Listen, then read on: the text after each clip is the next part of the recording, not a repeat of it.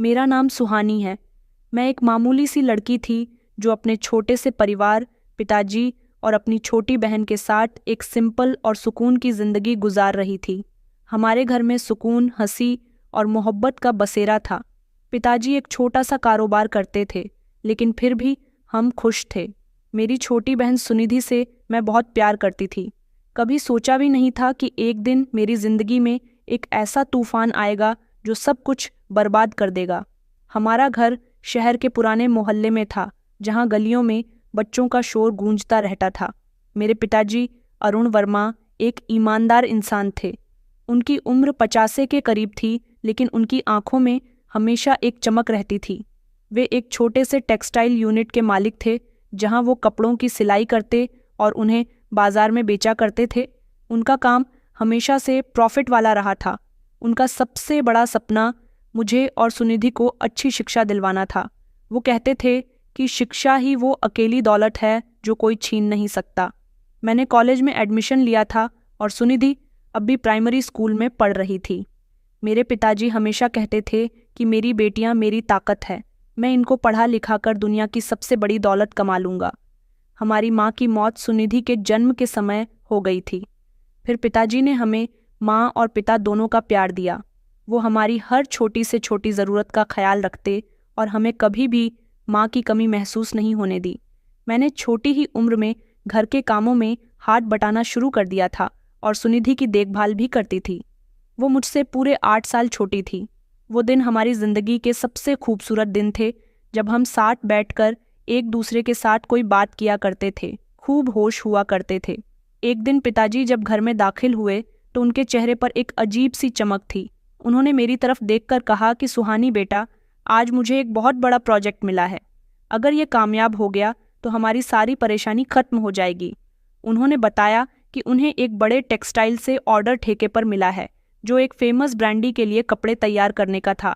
ये एक ऐसा मौका था जो उन्हें सालों की मेहनत के बाद मिला था, लेकिन उनके लिए उन्हें एक टीम की और कुछ मशीन्स की ज़रूरत थी। उनके पास इतने इंतज़ाम नहीं थे कि वो अकेले इस प्रोजेक्ट को शुरू कर सकें, और इसी सिलसिले में उनकी मुलाकात शहर के एक बड़े बिजनेसमैन धीरज कपूर से हुई। धीरज कपूर का नाम शहर में जाना पहचाना जाता था। वो एक कामयाब बिजनेसमैन थे जिनके काफ़ी सारे कारोबार थे। उनकी दौलत अच्छी भी थी और बुरी भी। कुछ लोग उन्हें शरीफ इंसान समझते थे, जबकि कुछ लोग उन्हें लालची और बेरहम इंसान कहा करते थे। पिताजी ने बताया कि धीरज कपूर ने उन्हें इस प्रोजेक्ट में टीम देने की ऑफ़र की है और ये उनके लिए एक सुनहरा मौका है। पिताजी ने धीरज कपूर को एक फरिश्ता समझा जो उनके सपनों को हकीकत में बदलने आया था। उन्होंने उसकी बातों पर पूरी तरह से विश्वास कर लिया। धीरज कपूर ने मेरे पिताजी को बड़े बड़े सपने दिखाए, उन्हें यकीन दिलाया कि ये प्रोजेक्ट उन्हें आसमान की बुलंदियों तक पहुंचा देगा। मेरे पिताजी ने अपनी सारी जमा पूंजी, जो उन्होंने सालों की मेहनत से बचाई थी, इस प्रोजेक्ट में लगा दी। उन्होंने कुछ कर्ज भी लिया और इस उम्मीद पर कि ये प्रोजेक्ट उन्हें जल्दी सब कुछ वापस कर देगा। कुछ समय तक तो सब कुछ ठीक चलता रहा। नई मशीन लगाई, मजदूरों की संख्या बढ़ गई और काम तेज़ी से आगे बढ़ने लगा। मेरे पिताजी बहुत खुश थे। वो हमेशा कहते थे कि सुहानी, अब तुम्हारी शिक्षा में कोई रुकावट नहीं आएगी। सुनिधि को भी अच्छे कॉलेज में एडमिशन दिलवाऊंगा और हम लोग एक बड़े से घर में शिफ्ट हो जाएंगे और तुम्हारी शादी भी खूब धूमधाम से करेंगे। उनकी आंखों में एक चमकता हुआ फ्यूचर दिखाई दे रहा था, लेकिन ये खुशी ज़्यादा दिनों तक कायम नहीं रह सकी।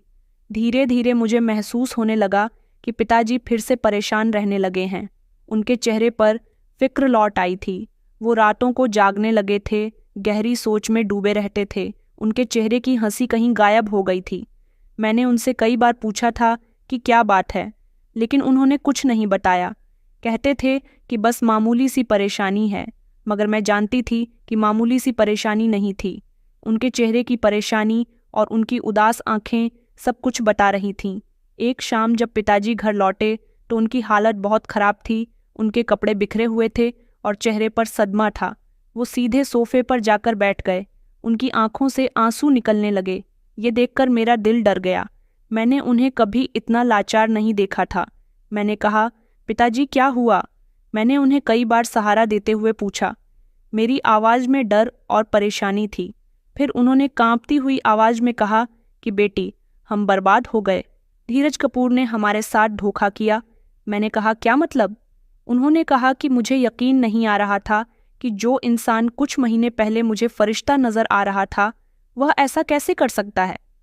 पिताजी ने बताया कि धीरज कपूर ने प्रोजेक्ट के सारे फंड्स गायब कर दिए थे और अब वो हमें दिवालिया करार देने की धमकी दे रहा है। उसने न सिर्फ हमारे पैसे हड़प लिए बल्कि हमें कानूनी कार्यवाही में भी फंसा दिया था। मैं उसके जाल में बुरी तरह से फंस चुका हूँ। ये एक फ्रॉड था जिसकी प्लानिंग धीरज कपूर ने शुरू से ही कर रखी थी। उसने मेरे पिताजी का भरोसा जीतकर उन्हें बड़े सपने दिखाए और अब एक ही झटके में सब कुछ छीन लिया। पिताजी ने बताया कि उसने सारे डॉक्यूमेंट में हेराफेरी कर दी थी और अब कानून भी उसका साथ दे रहा है। ये खबर हम पर बिजली बनकर टूटी थी। मेरे पिताजी की सेहत दिन ब दिन गिरने लगी थी। वो बिस्तर पर पड़ गए और उन्हें डिप्रेशन ने घेर लिया। सुनिधि, जो भी छोटी थी, इस कंडीशन को समझ नहीं पा रही थी, लेकिन पिताजी की परेशानी देखकर खुद भी उदास रहने लगी थी। हमारे घर की रौनक गायब हो गई। खुशियों के बजाय अब गम और मायूसी ने जगह ले ली थी। मैंने पिताजी को तसल्ली दी और कहा कि हम जल्द ही इस मुश्किल से निकल जाएंगे। मैंने हर दरवाज़ा खटखटाया, हर तरह से कोशिश कर ली कि धीरज कपूर जैसे इंसान को कटघरे में लाया जाए, लेकिन उस जैसे ताकतवर इंसान के आगे हमारी कोई हैसियत नहीं थी। वो इतना ताकतवर था कि कोई हमारी मदद करने के लिए तैयार नहीं था। मुझे हर जगह से मायूसी का सामना करना पड़ा। पुलिस भी धीरज कपूर के दबाव में थी और हमारी एफआईआर भी सही तरीके से दर्ज नहीं की गई। हर जगह से यही जवाब मिलने लगा कि वो बहुत बड़ा आदमी है, उससे पंगा मत लो। मैंने अखबार में भी खबर छपवाने की कोशिश की, लेकिन धीरज कपूर ने मीडिया को भी खरीद रखा था। कोई भी उसके खिलाफ आवाज़ उठाने को तैयार नहीं था।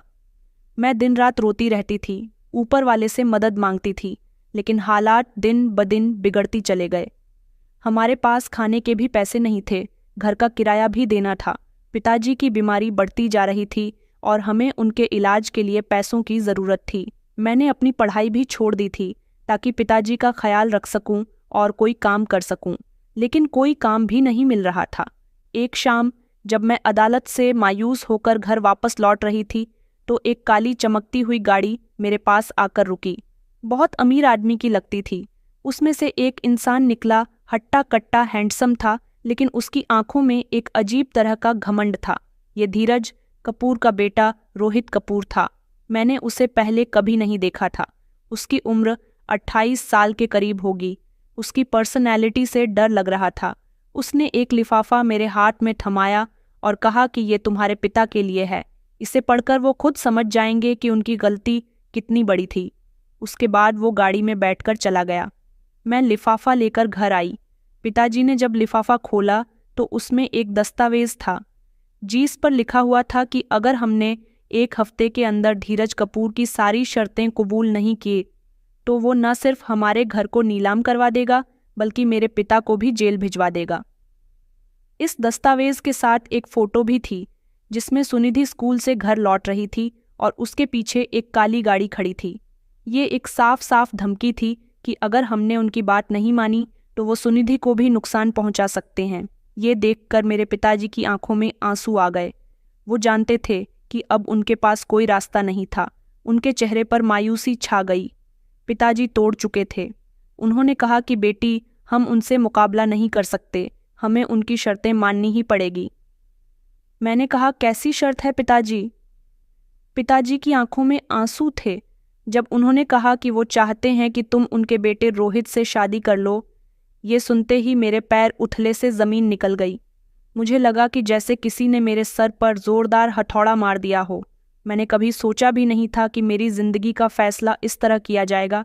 मैंने इनकार किया। मैंने चिल्ला चिल्ला कर रोना शुरू कर दिया और कहा कि नहीं पिताजी, मैं ऐसा नहीं करूँगी।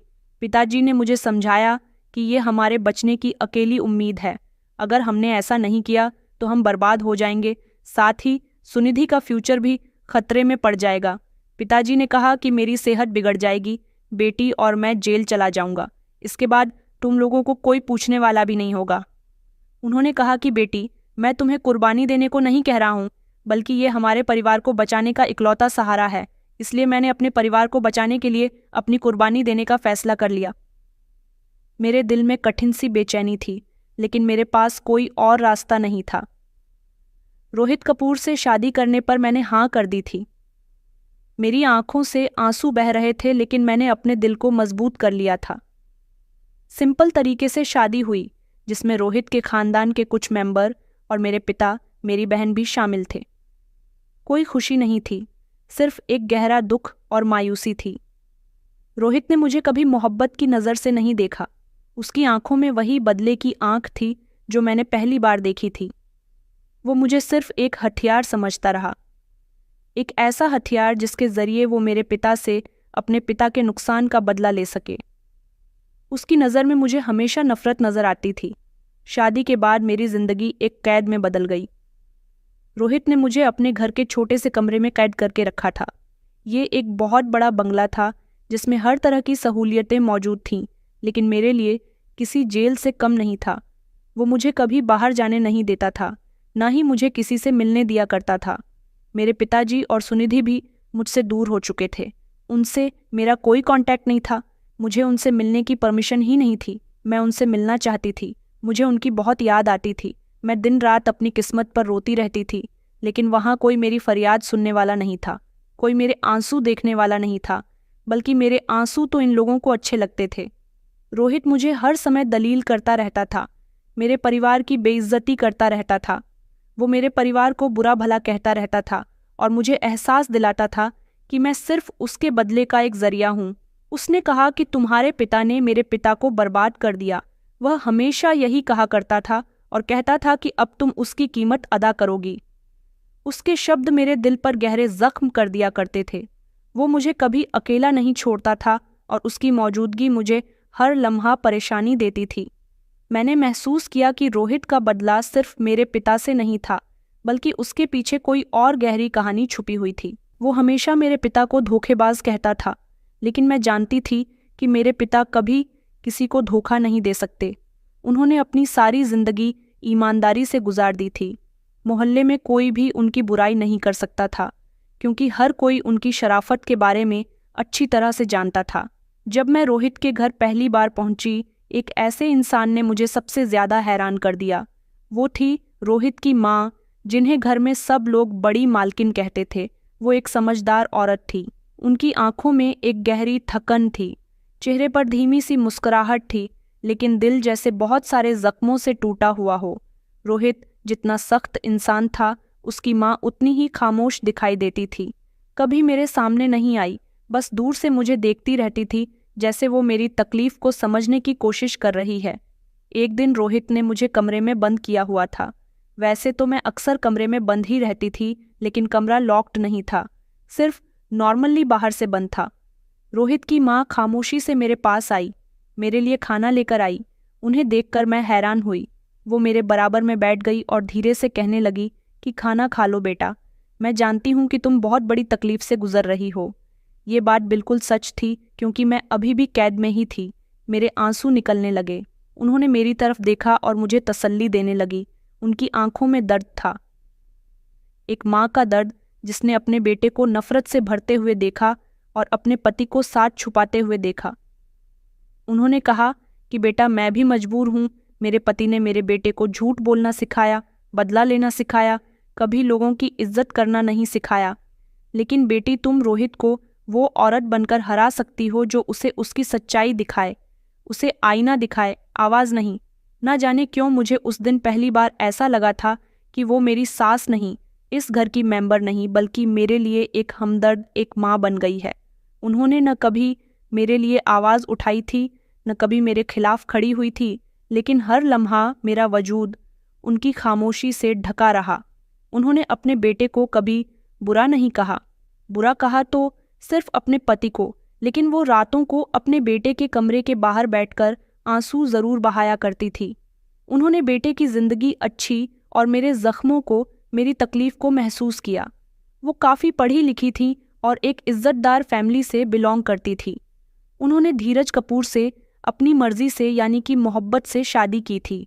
वो समझती थी कि उन्हें एक ऐसा पति मिला है जो उनके सपनों को पूरा करेगा, लेकिन शादी के कुछ सालों के बाद में ही उनके पति का असली चेहरा उनके सामने आ गया था, जो कि काफ़ी बेरहम था, खुद गर्ज था, सिर्फ अपना फ़ायदा देखना जानता था। रोहित की माँ ने अपने पति की बेवफाई, जुल्म भरे बिहेवियर और दौलत की हवस को खामोशी से बर्दाश्त किया, और बर्दाश्त करने की सिर्फ एक ही वजह थी, मोहब्बत की शादी, जिस वजह से उन्होंने सब कुछ सहा।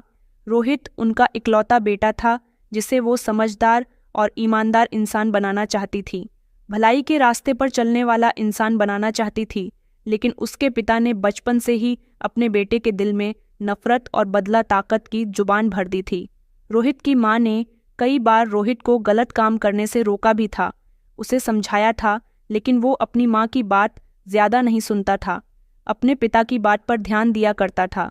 वह अपने पिता की सख्ती से इम्प्रेस होता था, इसलिए उसकी माँ खामोशी से तमाशा बनकर रह गई। एक ऐसी माँ जो अपनी ममता से बेटे को बचा ना सकी, और एक ऐसी पत्नी जो हर रात अपने पति के झूठ और धोखाधड़ी पर आंखें बंद करती, सब कुछ जानकर भी अनजान बनने की कोशिश करती। सिर्फ अपने पति की खातिर उनके दिल में ढेर सारे जख्म भरे हुए थे, लेकिन हमेशा उन्होंने अपने होंठ खामोश रखे। मैंने रोहित के घर में रहते हुए भी चुपचाप सारी इन्फॉर्मेशन इकट्ठी कर ली थी। ये मेरे लिए आसान नहीं था, क्योंकि इस घर में हर तरफ नौकर थे। मुझे सिर्फ कमरे में रखा जाता था, और सिर्फ कमरे में रहकर सारी इन्फॉर्मेशन इकट्ठी करना मेरे लिए कोई आसान काम नहीं था। इतने पर भी रोहित की कड़ी निगरानी थी। उसने कमरे में कैमरे भी लगवा रखे थे ताकि वो मेरी हर हरकत पर नज़र रख सके। लेकिन मैंने हिम्मत नहीं हारी। मैंने एक दिन मौका देखकर जल्दी से कमरे से बाहर निकलना बेहतर समझा, और मैं खामोशी से रोहित के स्टडी रूम में दाखिल होने की कोशिश करने लगी जब वो बाहर गया हुआ था। फाइनली जैसे ही मैं स्टडी रूम तक पहुंच गई थी, वहां मुझे एक पुराना अखबार मिला जो रोहित के स्टडी रूम में पड़ा था। उसमें धीरज कपूर के कारोबार में होने वाले एक बड़े नुकसान के बारे में बताया गया था। इस खबर में मेरे पिता का नाम कहीं भी शामिल नहीं था। ये बात मुझे हैरान कर गई कि अगर मेरे पिता ने उन्हें धोखा नहीं दिया था, तो फिर रोहित मुझसे किस बात का बदला ले रहा है।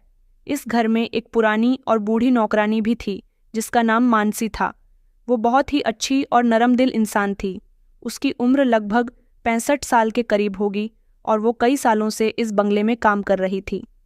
उसकी आंखों में मैंने अपने लिए हमदर्दी देखी थी। वो हमेशा मुझे अकेले में देखकर तसल्ली दिया करती, और मुझे चुपचाप आकर खाना भी खिलाया करती थी। मैंने एक दिन उसे अपनी पूरी कहानी सुनाई और उससे धीरज कपूर के बारे में पूछा। उसने गहरी सांस ली, फिर कहने लगी कि बेटी, ये बहुत पुरानी बात है। धीरज कपूर का कारोबार एक बहुत बड़े फ्रॉड में शामिल था, जिसकी वजह से उन्हें बहुत बड़ा नुकसान भी हुआ था। आगे उन्होंने बताया कि ये फ्रॉड उनके अपने ही कुछ करीबी लोगों ने किया था, जिन्होंने पहले भी कई बार धीरज कपूर को धोखा दिया था।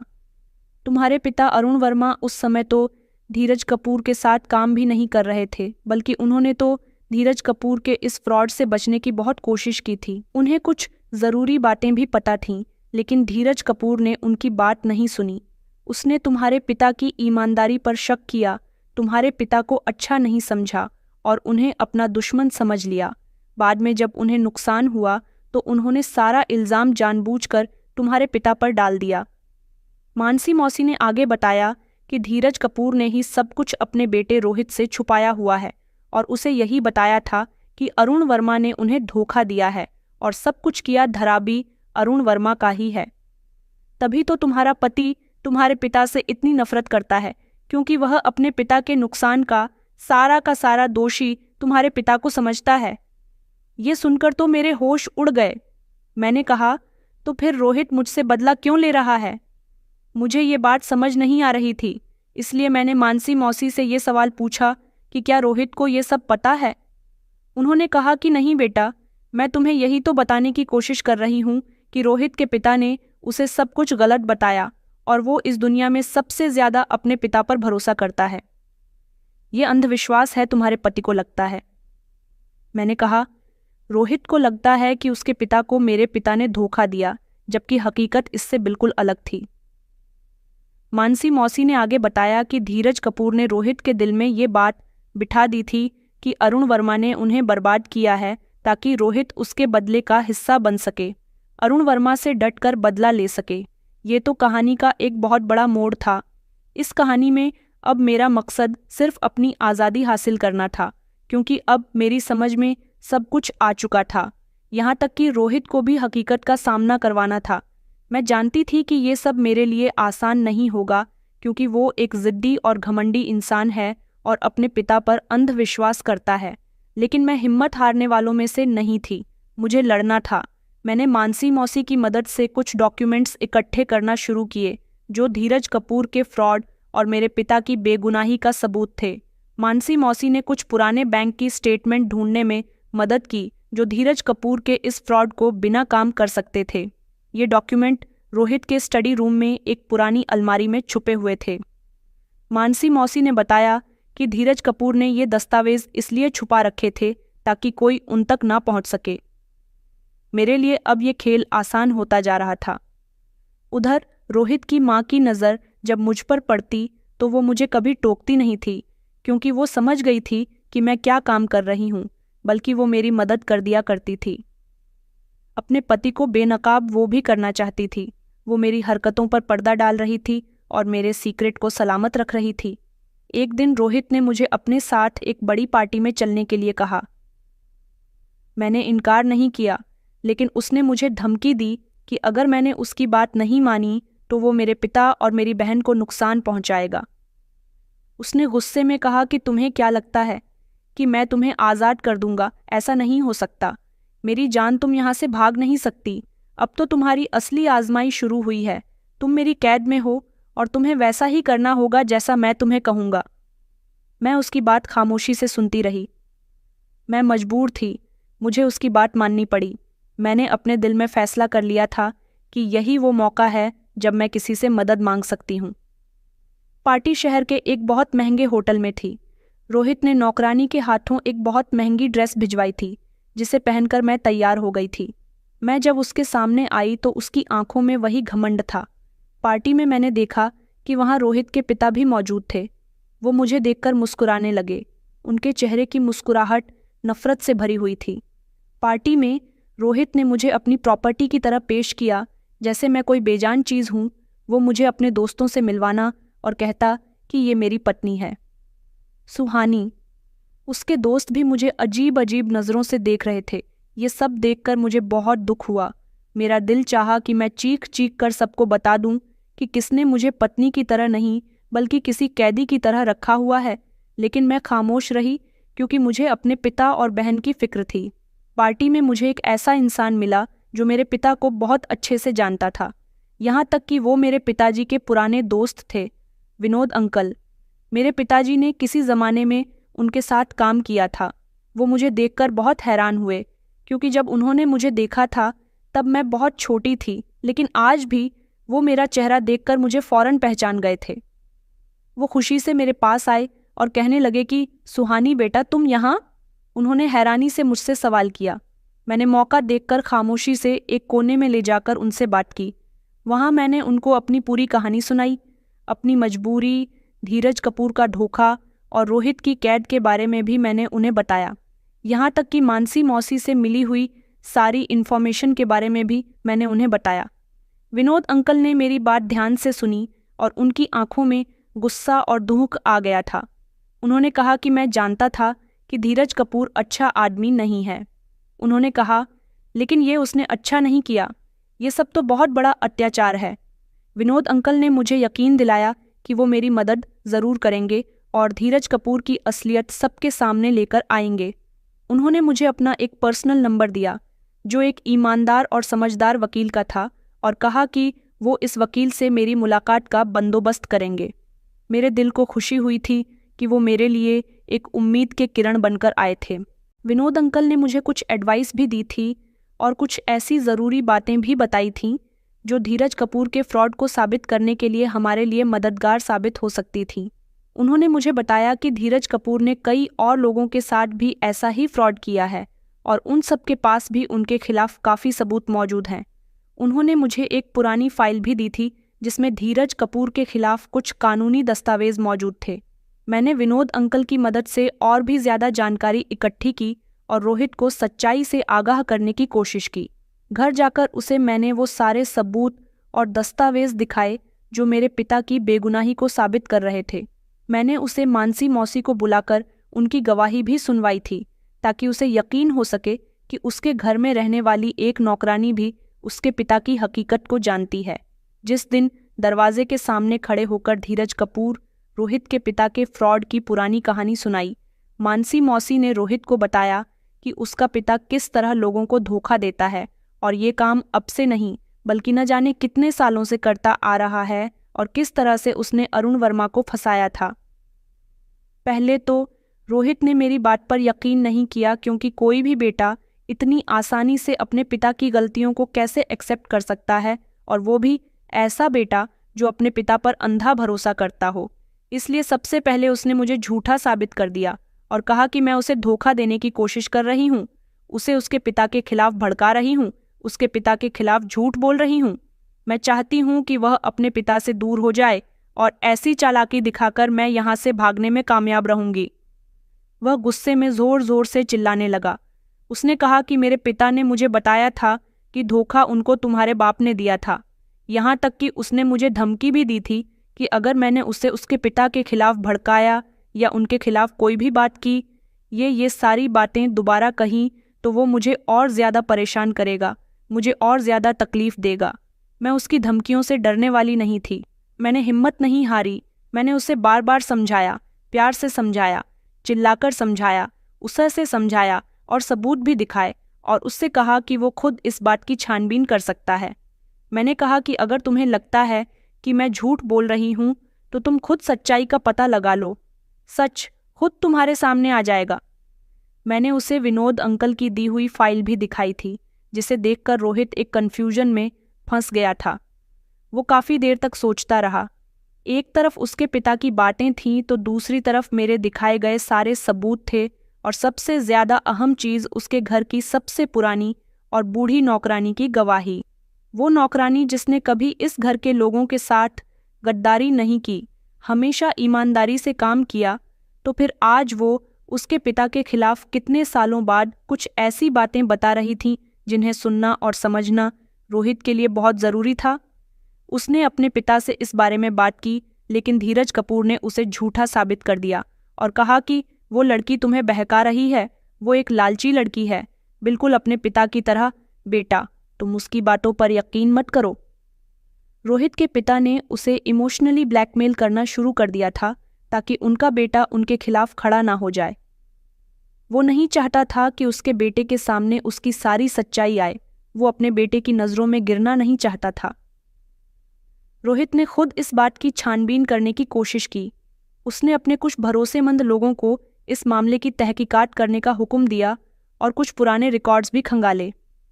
बैंक की स्टेटमेंट चेक किए और उनकी डिटेल्स भी निकलवाई, और उन लोगों से बात की जिनका नाम उसके पिता ने लिया था।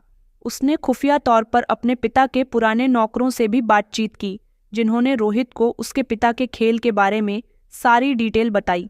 और भी बहुत सारी ऐसी बातें थीं जिसे सुनकर रोहित हैरान रह गया। जैसे जैसे हकीकत उसके सामने आ गई, उसका बिहेवियर सख्त होता गया। उसकी आंखों में नफरत की आग थी, जो कि अब धीरे धीरे पछतावे और शर्मिंदगी में बदलने लगी। उसे एहसास हुआ कि उसने एक बेगुनाह लड़की को अपने बदले का निशाना बनाया। एक दिन वो मेरे कमरे में आया। मैंने जब उसके चेहरे को देखा तो अंदाज़ा लगा लिया था कि आज उसके चेहरे पर वो घमंड नहीं है जो हमेशा होता था। वो मेरे सामने बैठकर मुझसे माफ़ी मांगने लगा, लेकिन मेरे दिल में जो जख्म थे वो इतनी आसानी से भरने वाले नहीं थे। वो फिर से अगले दिन मेरे पास आया और फिर से हाथ जोड़कर मेरे सामने खड़ा था, और आज तो उसकी आंखों में आंसू भी थे। शर्मिंदा होते हुए कहने लगा कि मुझे माफ़ कर दो सुहानी, मुझे नहीं पता था कि मेरा पिता इतना बड़ा धोखेबाज है। मैं तो हमेशा उन्हें एक ईमानदार इंसान समझता रहा, और उन्होंने मुझे जैसा कहा मैं उनकी बातों पर आंखें बंद करके विश्वास करता रहा।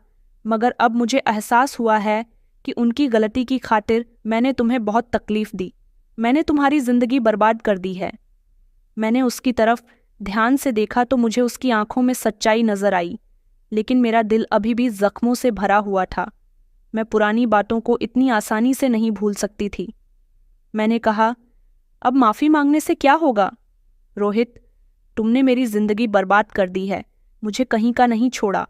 उसने कहा कि हाँ, मैं इस पर बहुत शर्मिंदा हूँ और मैं अच्छे से जानता हूँ, लेकिन मैं तुम्हें भरोसा दिलाता हूँ कि मैं अपने पिता की सच्चाई सबके सामने ज़रूर लेकर आऊँगा और तुम्हें इस कैद से आज़ाद कर दूंगा।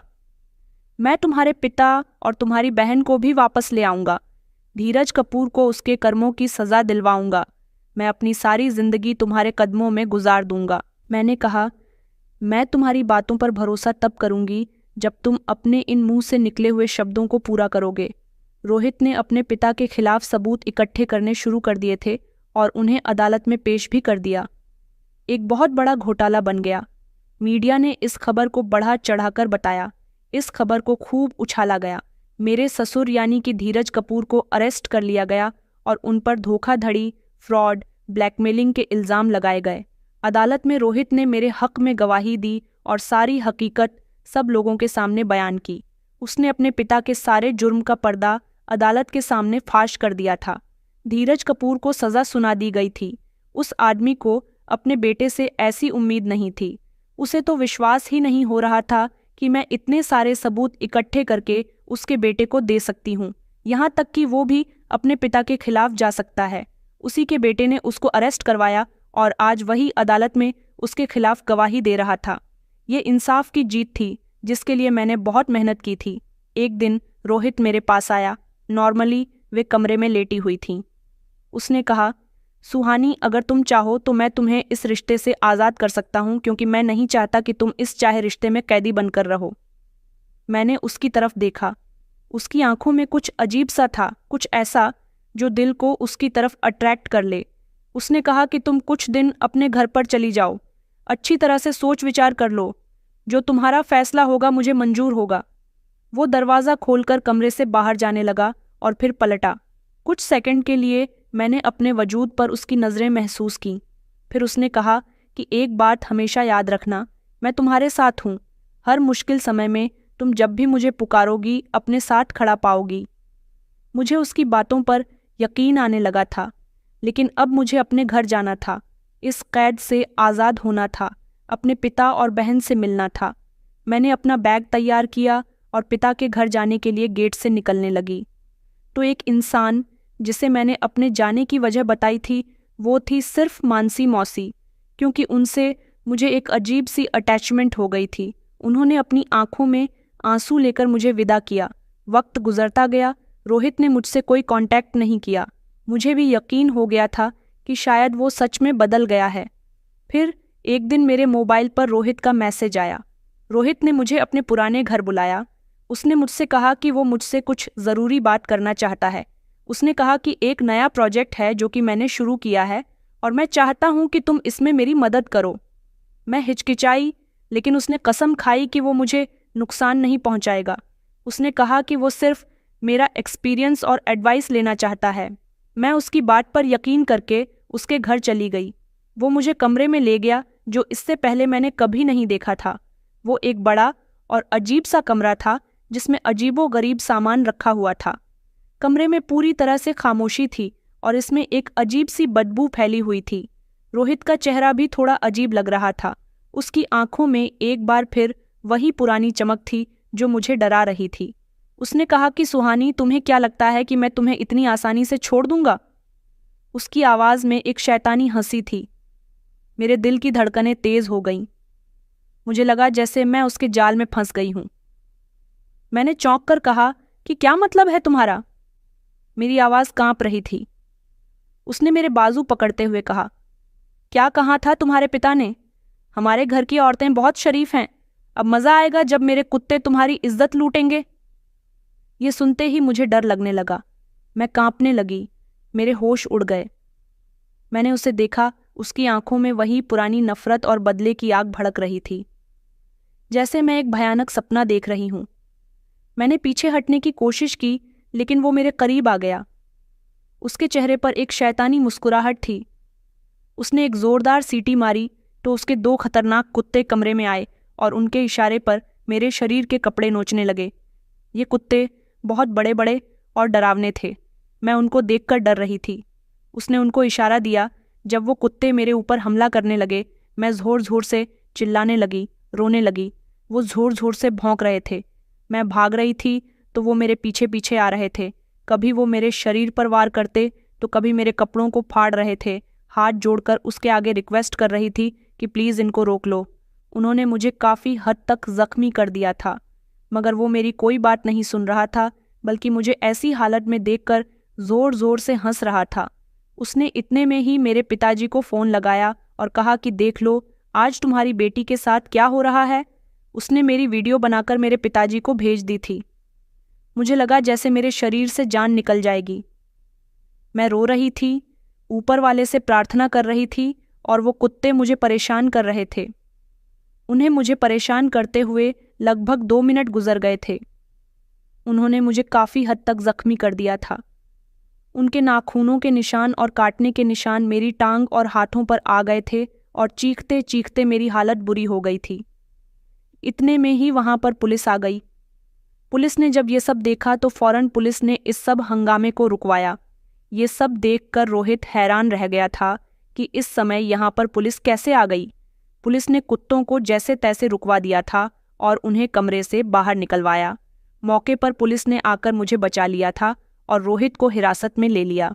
पुलिस को यहाँ बुलवाने वाला इंसान कोई और नहीं बल्कि उसकी अपनी माँ थी, जिन्होंने अभी तक मुझे परेशान होते हुए देखा था। मगर अब जब उनके बेटे ने मुझ पर कुत्तों से जानलेवा हमला करवाया था तो ये सब वो देख नहीं सकी, इसलिए उन्होंने पुलिस को बुलाना बेहतर समझा। उन्हें मुझसे हमदर्दी थी। ये बात जब रोहित को पता चली तो वो हाथ पैर हिलाने लगा। पुलिस ने उसके हाथों में हथकड़ियाँ डाल दी थी। उसने कहा कि माँ को शर्म नहीं आती, इस लड़की के लिए अपने बेटे को अरेस्ट करवा रही हो। उसकी माँ ने कहा कि नहीं बेटा, मुझे शर्म तो तब आई थी जब तुम भी अपने पिता की तरह गलत रास्ते पर चलने लगे हो। मैंने हमेशा तुम्हें एक ईमानदार इंसान बनाने की कोशिश की, मगर तुम अपने पिता से भी आगे निकल चुके हो कि तुम्हारे पिता जेल में हैं। मैंने आज तक कभी तुम लोगों से कुछ नहीं कहा, सब कुछ खामोशी से देखती रही, लेकिन अब इस घर में वैसा ही होगा जैसा मैं चाहूँगी। मैं तुम लोगों की मनमानी अब और बर्दाश्त नहीं कर सकती। अपनी माँ की बातें सुनकर रोहित को अपनी गलती का एहसास हुआ था, क्योंकि अब उसके ऊपर से उसके पिता का हाथ हट गया था और माँ उसके खिलाफ थी, इसलिए वो जानता था कि अब वो नहीं बच सकेगा। उसने मुझसे और अपनी माँ से माफ़ी मांगने की कोशिश की, लेकिन अब उसकी कोशिश बेकार थी, क्योंकि मैं उसे माफ़ नहीं कर सकती थी। इस बार उसकी आवाज़ में सच्चाई और पछतावा था। उसे अभी भी लगा था, उसे लगा था कि मैंने उसे बताया है, क्योंकि वो जेल में अपने पिता से मिलने गया था, जिसने अभी तक अपने जुर्म कबूल नहीं किया था। वो अभी भी यही कह रहा था कि वो लड़की झूठ बोल रही है।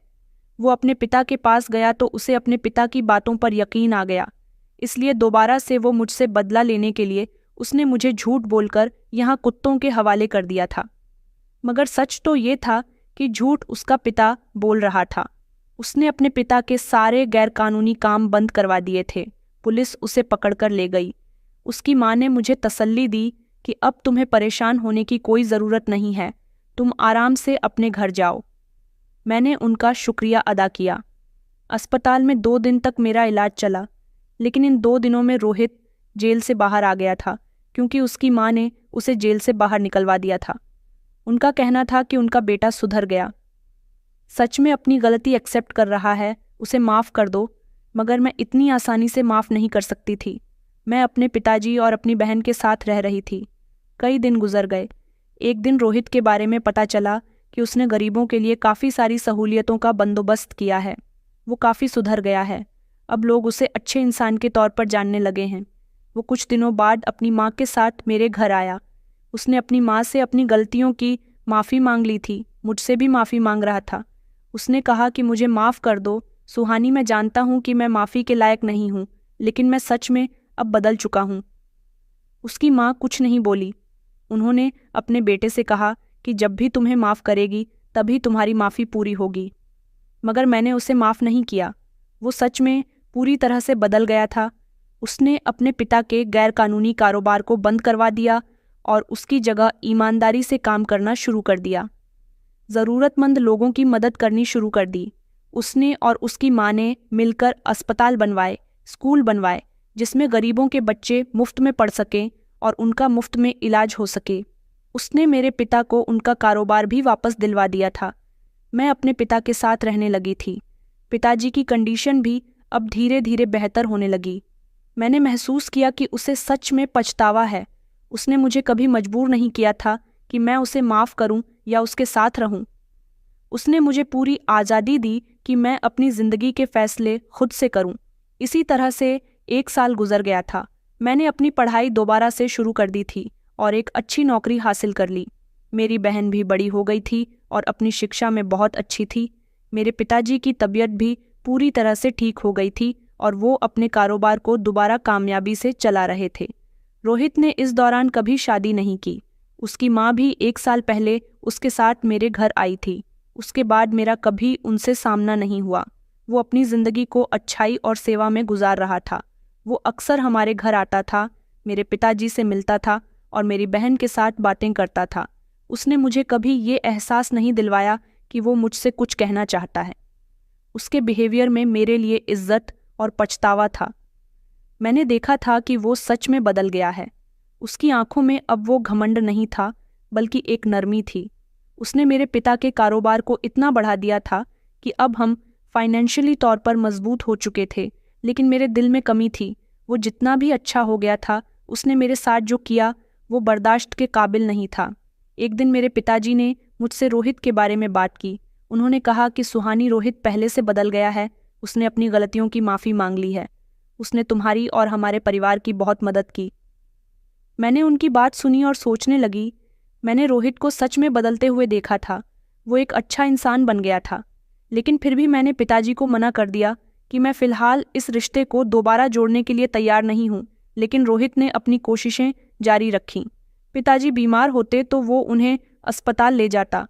सुनिधि का कोई काम होता तो वो उसे सबसे पहले किया करता था। एक दिन अचानक दरवाजे पर दस्तक हुई। पिताजी कमरे में लेटे हुए थे। मैं दरवाज़ा खोलने के लिए गई तो दरवाजे पर रोहित की माँ खड़ी हुई थी। आज उन्हें इतने टाइम की बात देखकर मैं बहुत होश हुई थी। मैंने उनका आशीर्वाद लिया। उन्होंने मुझे गले से लगा लिया और प्यार किया। कहने लगी कि बेटा, मुझे तुम्हारी बहुत याद आ रही थी। मैंने उन्हें घर के अंदर बुलाया। पिताजी भी उन्हें देखकर हैरान रह गए, क्योंकि वो बहुत समय के बाद यहाँ आई थी। मैंने उन्हें पानी पिलाया। उनके हाल चाल पूछने के बाद उन्होंने एक ज़रूरी बात शुरू की।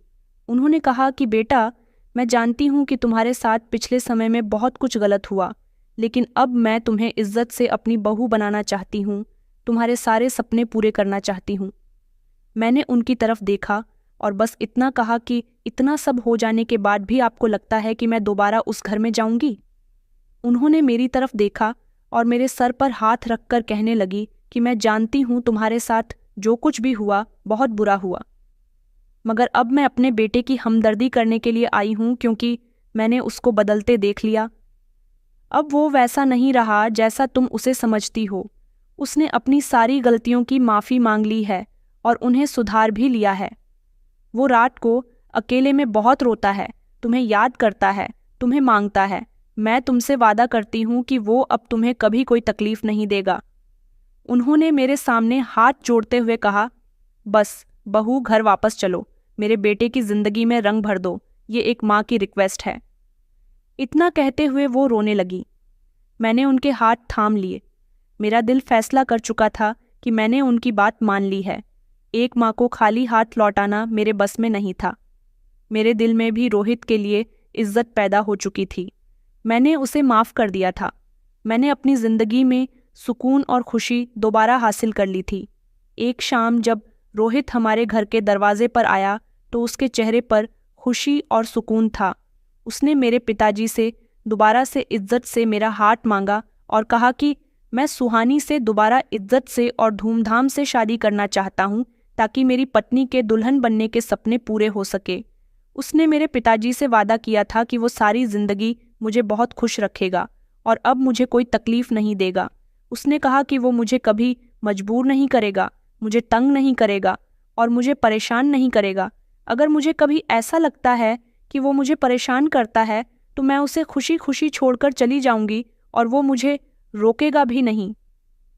उसकी बातें सुनकर मुझे हंसी आने लगी थी। मैं उसके साथ जाने के लिए तैयार हो गई। फिर हम दोनों की इज्जत से और धूमधाम से शादी हुई। इस बार हमारे रिश्ते में इज्जत और मोहब्बत भी थी। जब मैं रोहित के घर पहुंची तो उसकी माँ ने मेरा धूमधाम से स्वागत किया था और इस बार इस घर में मेरे लिए कोई कैद नहीं थी, बल्कि मैं इस घर की मेंबर बनकर वहां शामिल हुई थी। तो दोस्तों, कहानी कैसी लगी कमेंट में ज़रूर बताएं। वीडियो अच्छी लगी तो इसे लाइक करें और हमारे चैनल को सब्सक्राइब करना ना भूलें। धन्यवाद।